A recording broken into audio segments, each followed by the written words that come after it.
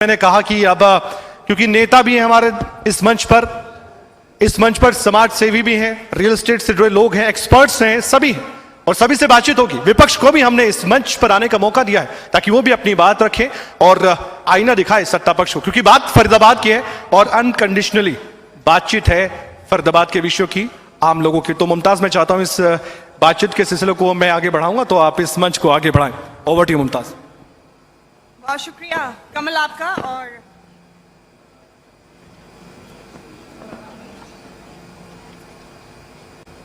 और बिना कोई वक्त जाया किए मैं दावत देना चाहूंगी अब स्टेज पर अजय गौड़ साहब को। आप प्लीज स्टेज पर तशरीफ ले आएं ताकि आपके साथ बातचीत के सिलसिले को आगे बढ़ाया जाए और फरीदाबाद के अवाम को ये बताया जाए कि जो जनप्रतिनिधि आपने चुनकर भेजे वो और उनकी सरकार किस तरह से अपनी जिम्मेदारियां अदा कर रहे हैं। और मैं गुजारिश करूंगी अपने इनपुट हेड कमल कौशिक जी से वो आए और अजय गौड़ साहब के साथ बातचीत के सिलसिले को आगे बढ़ाए। कमल, ओवर टू यू। बहुत बहुत धन्यवाद मुमताज। और खबरों तक इस खास मंच पर अजय गौड़ साहब, आपका बेहद शुक्रिया समय देने के लिए और बातचीत अब हम शुरू करने जा रहे हैं, क्योंकि सुबह से ही फरीदाबाद की बात करने से पहले मोंचे शर्मा जी आए और फरीदाबाद की मेयर भी आई और अभी हेल्थ सेक्टर से जुड़े लोग भी यहाँ पर आकर बातचीत कर रहे थे। हमारा सीधा फोकस है कि फरीदाबाद आगे बढ़ना चाहिए और हर सेक्टर में बढ़ना चाहिए। सीधा सा सवाल है, बीजेपी संगठन में काम करने का अनुभव आपको है और मैं उन लोगों को जरूर बताना चाहता हूँ, वैसे तो परिचय आपका देना नहीं चाहिए और आप किसी परिचय के मोहताज नहीं है, लेकिन अंदर खाते अगर समाज सेवा का काम या सरकार अगर आगे काम करती है आकर लोगों के, तो उसके बैक एंड में जो लोग होते हैं उनमें से अजय गौड़ साहब जैसे वो लोग होते हैं जो पॉलिसीज बनाने में मदद करते हैं और लोगों की आवाज़ को बुलंद करते हैं, सरकार तक पहुंचाने का भी काम करते हैं। बात पद की नहीं होती, बात नियत की होती है, इसलिए आपका बेहद स्वागत है इस मंच पर। सर, जिस तरह से 2014 से लेकर 2026 आता है, आप बहुत सालों से, दशकों से बीजेपी से जुड़े हैं, आरएसएस से आपसे जुड़ाव रहा है हमेशा से, आज भी जड़ें आपकी हैं। बीजेपी सत्ता में आकर क्या अलग कर चुकी है फरीदाबाद के लिए, हरियाणा के लिए, जो कोई पार्टी कभी नहीं कर पाई? सबसे पहले तो कमल जी, मैं बहुत बहुत धन्यवाद आपको भी और आपके खबरें अभी तक के पूरी टीम को जो कि इस कार्यक्रम को यहाँ आयोजन कर रहे हैं। मैं आपकी अपनी तरफ से बहुत बहुत शुभकामनाएं आपको देता हूँ। आपने जिक्र किया कि भाई 2014 से लेकर 2026 तक आप आगे हैं और हरियाणा के अंदर आप देख रहे हो कि एक बदलते हुए हरियाणा को आप आज की डेट में महसूस भी करते होंगे जो हरियाणा में अंदर रह रहे हैं। इंफ्रास्ट्रक्चर को लेकर आज हरियाणा बहुत तेज़ गति के साथ आगे बढ़ रहा है। पॉलिसीज़ को लेकर किस प्रकार सरकार की जो योजनाएं सीधे अंतिम व्यक्ति तक पहुंचे, बिना किसी बीच की कोई चेन के सीधे व्यक्ति तक सरकारी योजनाओं का लाभ पहुंचाने का काम अगर 2014 के बाद आप महसूस करोगे कि केवल भारतीय जनता, उससे पहले जब कभी आती थी तो कभी देश के एक प्रधानमंत्री रहे, उन्होंने कहा कि अभी हम दिल्ली से 1 रुपया भेजते तो नीचे तक केवल 25 पैसे पहुँचते। तो उस चीज़ को ख़त्म करने का काम अगर किसी ने किया है इस देश के अंदर और हरियाणा के अंदर विशेष रूप से, तो भारतीय जनता पार्टी की सरकार ने किया है। आज हरियाणा का प्रत्येक जिला किसी ना किसी नेशनल हाईवे के साथ टच होता है। ये एक बहुत बड़ी, जब विकसित प्रदेश के लिए बहुत बड़ी उपलब्धि है। नहीं तो पहले केवल वही था, अगर फरीदाबाद से किसी को रोहतक जाना तो दिल्ली होकर जाना होता था और 4 से 5 घंटे तक का सफ़र लगता था। अगर किसी को अपने किसी सार्वजनिक कार्यक्रम में या व्यक्तिगत कार्यक्रम में अगर हिसार या सिरसा जाना पड़ जाए तो एक दिन अपना बैग सामान पैक कर लेकर जाता था कि मुझको जाना है, अगले दिन वापसी आना पड़ेगा। आज सिरसा भी लोग फरीदाबाद से जाते हैं तो अगले दिन नहीं जाना पड़ता, उसी दिन वापसी हो जाती है। ये बहुत बड़ी उपलब्धि है। चाहे हरियाणा के किसी भी कोने से कहीं भी जाना हो तो आज बड़ा सुगम रास्ते हैं। तो हर क्षेत्र में, चाहे बिजली के क्षेत्र में बात करो या किसी में के 24 घंटे बिजली आज हर क्षेत्र को मिल रही है। चाहे वो किसानों को भी आज 18 से 14 घंटे तक बिजली खेती के लिए मिल रही है। बहुत बड़ी उपलब्धियाँ हैं। संगठन और सरकार का तालमेल बहुत ज़रूरी होता है, आप जानते हैं। आपने संगठन में काम किया और सरकार में रहकर भी काम कर चुके हैं और जैसे कि मैंने कहा कि पर्दे के पीछे के किरदार वो अजय गौड़ साहब जैसे व्यक्ति होते हैं। पॉलिसीज बनाने में भी मदद करते हैं, अधिकारियों के साथ भी तालमेल रखते हैं, समन्वय रखते हैं। लेकिन फरीदाबाद की जब मैं बात करूं तो आप जानते हैं कि कुछ घोषणाएं होती हैं और राजनीति में हो जाता है कई बार, चाहे आपकी कितनी कमिटमेंट हो लेकिन कुछ घोषणाएं अधूरी रह जाती हैं। इन्हीं में से है कि जैसे कि आप मेट्रो चलती हुई हमारे पीछे देख रहे हैं, अच्छी सड़क भी देख रहे हैं, लेकिन इसके इतर स्मार्ट सिटी का जो एक तमगा थोपा गया फरीदाबाद पर, थोपा इसलिए कह रहा हूं क्योंकि अभी भी लोग पूछते हैं कि स्मार्ट क्या है, तो ये स्मार्ट है या ये फरीदाबाद ओवर स्मार्ट बन गया है? क्या ये कमिटमेंट ओवर स्मार्ट थी? नहीं, बिल्कुल। आप 2014 से पहले के फरीदाबाद को अगर जिसने नज़दीक से देखा होगा, कमल जी आप तो शायद कुरुक्षेत्र से आते हैं, आपने उतना अनुभव नहीं किया होगा, लेकिन जो यहाँ हमारे आपके टीम के साथी हैं वो देखते होंगे कि 2014 के बाद फरीदाबाद ने भी विकास को छुआ है, नए आयाम छुए हैं। ठीक है, मेट्रो पहले थी, लेकिन मेट्रो के साथ साथ आप ये नेशनल हाईवे अगर देखेंगे तो ये नेशनल हाईवे कभी देखा ही नहीं। ये अटल जी के समय में ही इसकी शुरुआत हुई थी और आज ये पूरा आप पलवल तक आप देखो, कोसी बॉर्डर तक केवल 40 मिनट लगते हैं। नहीं तो कभी वृंदावन जाना होता था तो लोगों को यहाँ से 3-3 घंटे 4-4 घंटे लगते थे। आज 1.5 घंटे में, पौने 2 घंटे में आज लोग वृंदावन भगवान के दर्शन करने पहुँच जाते हैं। अब फरीदाबाद के अंदर जो एक नया मुंबई एक्सप्रेसवे पूरे फरीदाबाद की लाइफलाइन है। दोनों जो फरीदाबाद हमारे एक तरह से कहते हैं, फरीदाबाद हमारा 3 हिस्सों में बटा हुआ है। एक NIT क्षेत्र हो गया, एक सेक्टर्स हो गए और एक नहर पार जिसको ग्रेटर फरीदाबाद हम बोलते हैं। तो तीनों को आपस में अगर जोड़ने का काम अगर किसी ने किया तो भारतीय जनता पार्टी ने 2014 से पहले तक, अगर नहर पार किसी को जाना तो एकमात्र पुल होता था, सेक्टर 17 वाला खेड़ी वाला पुल उसको बोलते थे, और एक सेहतपुर के पास होता था। आज दर्जनों पुल अगर उस पर बने हैं और जो चालू हैं, लोग जिसका लाभ ले रहे हैं, वो केवल भारतीय जनता पार्टी की सरकार में हुआ है। तो ठीक है, कुछ चीज़ें ऐसी हैं जो जिनको समय लगता है, क्योंकि भूमि अधिग्रहण का मामला होता है, कई चीज़ें ऐसी, लेकिन समय रहते हैं उनको भी निश्चित समय पर पूरा किया जाता है। ठीक है, आपने अच्छी बात कही है कि आप मान रहे हैं कि कुछ बातें रह जाती हैं अधूरी, उनको पूरा लेकिन आप करेंगे।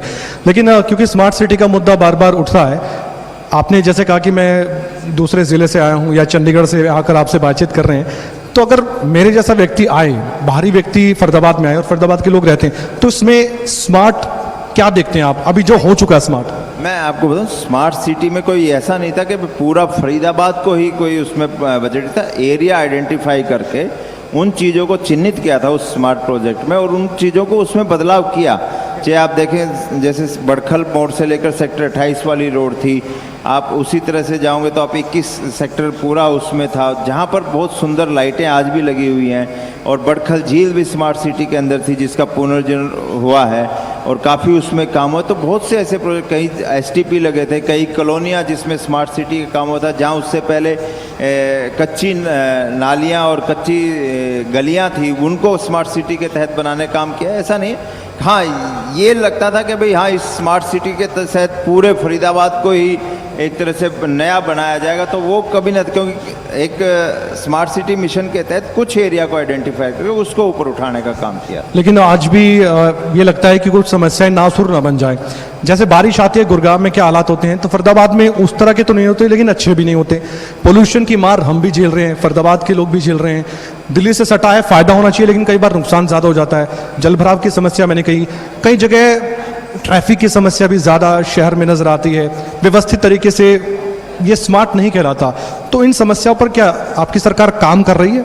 बिल्कुल, निश्चित रूप से इन समस्याओं पे काम कर रही है। मैंने कहा ना कि पहले जैसे ग्रेटर फरीदाबाद और फरीदाबाद को जोड़ने के लिए आज दर्जनों पुल हैं, ऐसे ही अब नई DPR बनकर तैयार हो चुके हैं, जिनके टेंडर भी हो गए हैं कि नीलम फ्लाईओवर पे भी, बाटा फ्लाईओवर पे भी, बड़खल फ्लाईओवर पे एलिवेटेड पुल भी बन रहे हैं, बड़े राउंड अबाउट भी बन रहे हैं, जिससे कि जो हमारा NIT और फरीदाबाद का क्षेत्र है उसका भी आपस में सुचारू रूप से, जो लोगों को जाम कई दिनों में विशेष रूप से, जैसे कभी गाड़ी खराब हो गई, किसी की गाड़ी आपस में लग गई या कोई विशेष परिस्थिति कारण जाम झेलना पड़ता है, तो उससे बचाव हो सकेगा। ऐसा मुझे मानता है अगले 1-1.5 साल में वो समस्या का भी समाप्त हो जाएगी। और मानसून आ रहा है सर, बारिश लगातार होगी, हर साल होती है, तो इस बार आपको लगता है कुछ नगर निगम ने ऐसा काम किया होगा कि ये समस्या ना हो?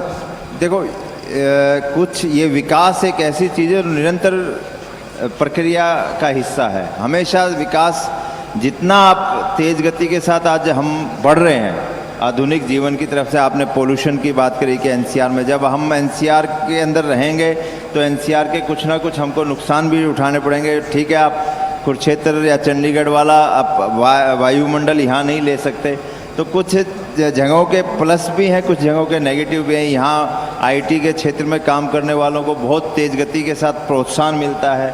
तो ये चीज़ें हर क्षेत्र की और हर अपने शहर की एक प्लस और माइनस चीज़ें रहती हैं। लेकिन निश्चित रूप से आज बारिशों के दिनों में आप देखेंगे कि इस बार बारिश के दिनों में गुड़गांव में भी निश्चित रूप से राहत नज़र आपको आएगी और फरीदाबाद में भी कोई ऐसी स्थिति नहीं है। आज पहले कभी पूरे दिन भर तक पानी इकट्ठा रहता था, लेकिन अब ऐसी स्थिति है कि बारिश होती है तो स्वाभाविक रूप से उसको थोड़ा समय चाहिए, तो 1 घंटे 2 घंटे में सारा पानी अपने नियत स्थान पर पहुंच जाता है। कहते हैं कि अजय गौड़ साहब वो नेता हैं कि हर बड़े नेता से इनकी नज़दीकियाँ रहती हैं, सबसे संपर्क भी हैं, अच्छे रिश्ते भी हैं।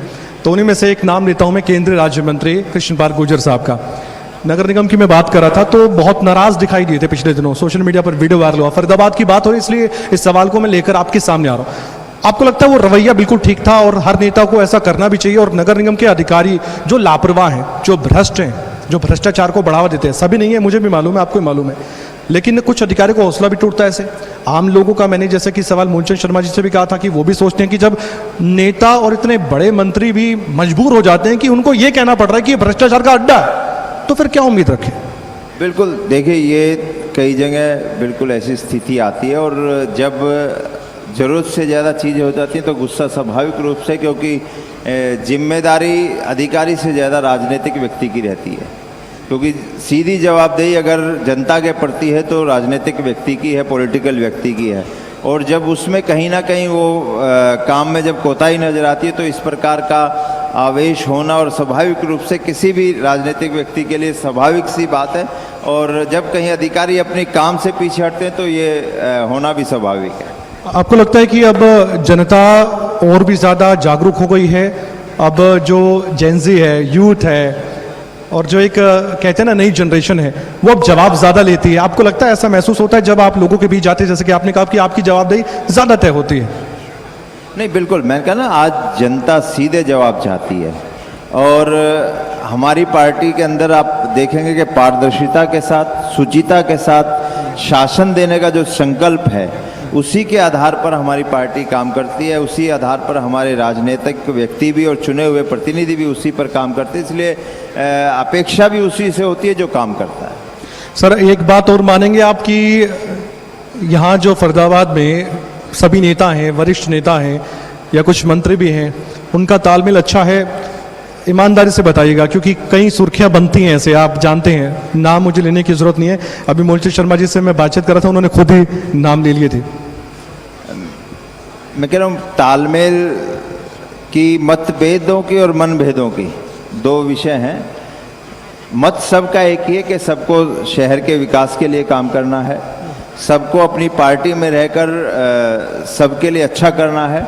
कहीं ना कहीं आपस में जब मनभेद होते हैं तो वो जनता के बीच में भी उसको निकल कर आता है। लेकिन सभी हमारे जो चुने हुए प्रतिनिधि हैं या पॉलिटिकल पार्टी के, हमारी पार्टी के जो लोग हैं, सब एक सूत्र होकर काम करते हैं। ऐसा कहीं भी नहीं, जहाँ देश की और शहर की बात आती है वहाँ सब एक सुर में। मैं मानता हूँ इस बात को कि ठीक है, देश की प्रदेश की बात आती है, सभी के मत एक जैसे होते हैं, लेकिन आपने ये बात एडमिट किया कि मनभेद है उन सभी के बीच। किसी भी विषय पर मैं और आप हैं, अगर किसी विषय पर, जरूरी नहीं है आपका मत भी वही हो और मेरा भी वही हो, तो मत भिन्नताएं हमेशा किसी की भी कहीं पर भी हो सकती हैं। लेकिन अगर बात आएगी हम दोनों की, अगर कि हमको दिल्ली जाना है तो दिल्ली हम दोनों एक गाड़ी में बैठकर और एक रोड पर ही जाएंगे। अच्छा, लेकिन गुटबाजी है कि नहीं है? मुझे लगता है कि कोई गुटबाजी नहीं। गुरुग्राम का भी आता एग्जाम्पल, फरीदाबाद का, दोनों एनसीआर के आसपास। अभी आपसे फरीदाबाद की बात कर रहा हूँ। मैं कह रहा हूँ कि भारतीय जनता पार्टी के अंदर किसी भी प्रकार की कोई गुटबाजी नहीं है।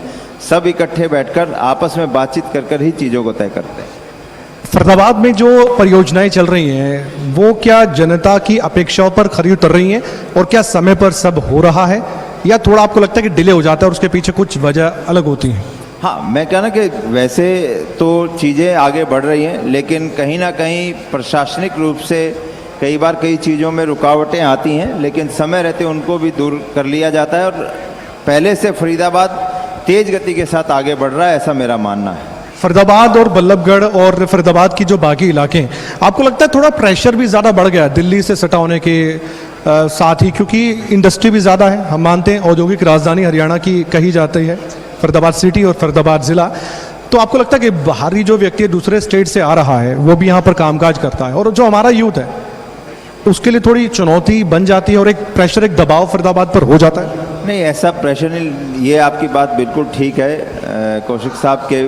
फरीदाबाद के अंदर हर प्रदेश के और देश के विभिन्न हिस्सों से यहाँ लोग आकर जिन्होंने अपने अपने क्षेत्र में बहुत अच्छा काम किया है और अच्छी अच्छी हमारे यहाँ इंडस्ट्रीज़ भी हैं, तो ऐसा कोई दबाव नहीं है, लेकिन सब मिलकर सहयोग करते हैं, सभी आपस में मिलकर काम करते हैं, तभी फरीदाबाद आप देखोगे एक समय जिस पहचान के साथ जाना चाहता था आज भी उसी पहचान को कायम रखे हुए, ये बहुत बड़ी उपलब्धि है। जो अलग अलग सेक्टर्स हैं, खासकर मैं रियल एस्टेट की बात करूं, तो आपको लगता है कि बेहतर काम सरकार इस विषय पर कर रही है, इस सेक्टर के लिए कर रही है, और जो उम्मीदें रियल एस्टेट के जो सेक्टर से जुड़े लोग हैं उनकी उम्मीदें भी पूरी हो रही हैं, और इसका लाभ क्या लोगों को मिल रहा है?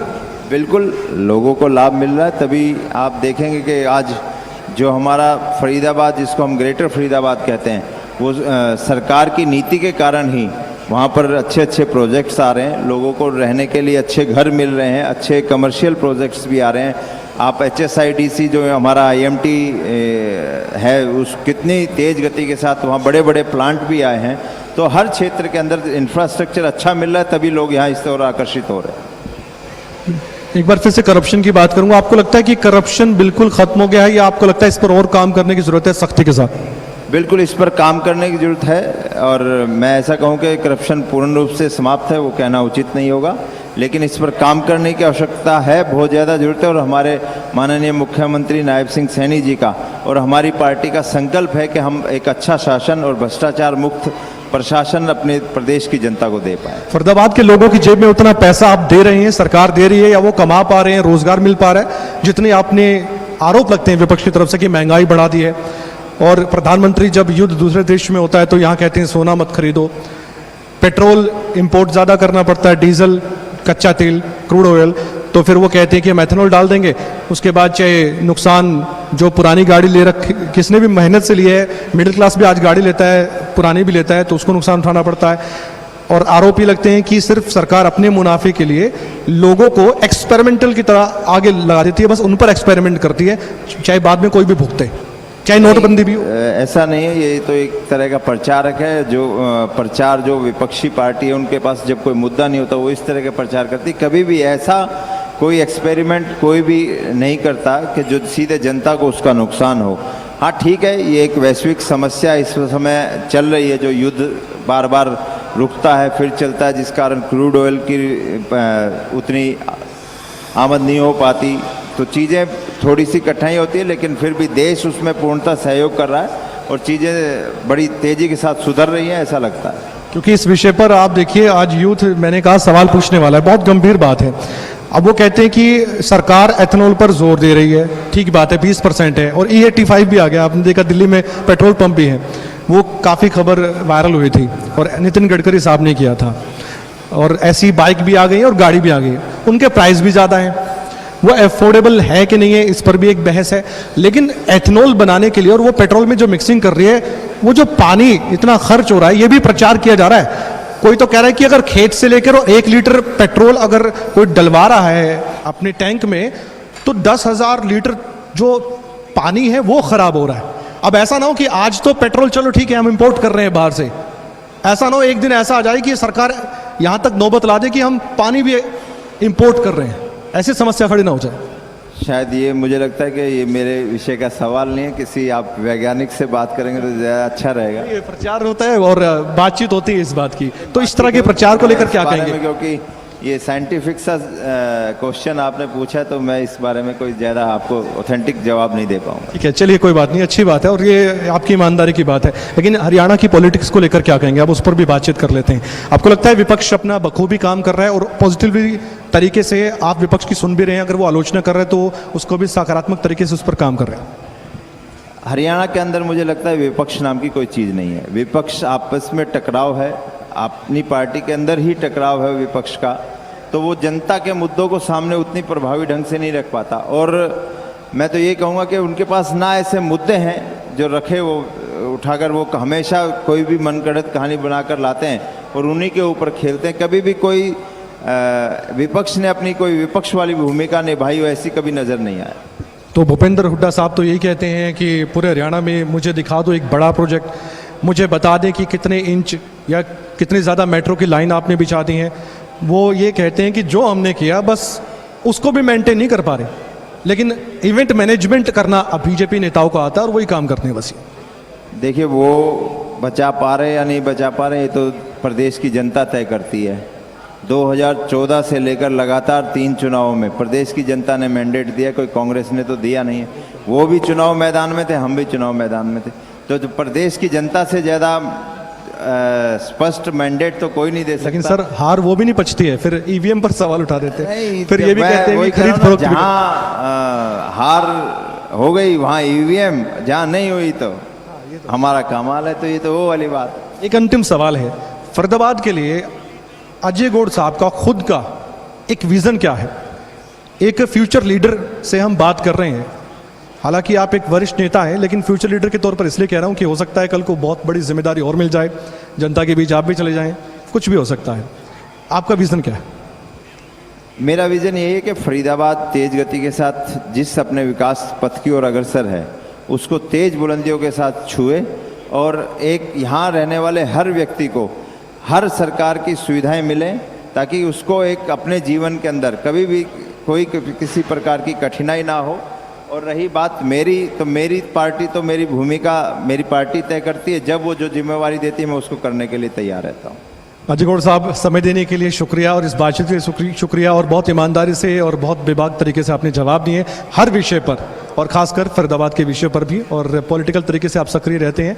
मैंने जैसा कि शुरुआत में कहा था कि बैकएंड जो आप काम कर रहे हैं लोगों के लिए काम करते रहें, और यूं ही लोगों की भलाई होगी तो प्रदेश का, फरीदाबाद का और देश का विकास होगा। बहुत बहुत शुभकामनाएं आने वाले वक्त के लिए आपके लिए। बहुत बहुत धन्यवाद कमल जी, आपका भी और आपकी खबरें अभी तक। Thank you sir, thank you so much इस बातचीत के लिए।